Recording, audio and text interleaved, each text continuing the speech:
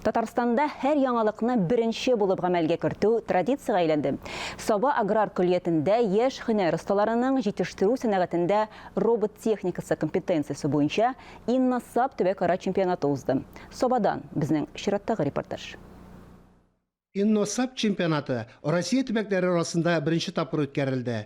WorldSkills хәрәкәтенең төп партнеры Япониянең Fanuc компаниясе һәм Саба муниципаль районының әлеге чемпионатны уздыру турындагы тәкъдимен республика президенты да хуплады. Биредә робот техникасы белән кызыксынучы яшьләр көчсен ашты. Конечно, нас очень приятно и важно, что...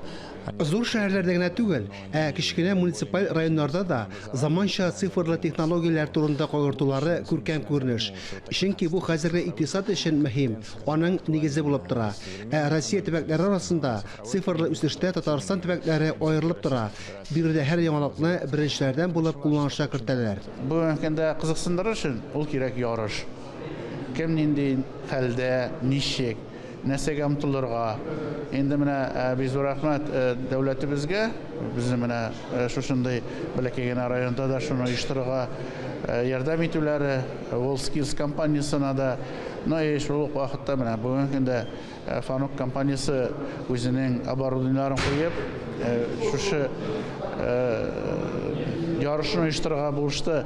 Ярышларда 5 команда катнашты. Күрше Ульяновск өлкәсенең Димитровград шәһәреннән, Мәскәү өлкәсеннән 2 команда килгән иде. Татарстандан Чаллы һәм Саба командалары яклады. Фарис Мөхәммәтов, Татарстан яңалыклары, Саба районы.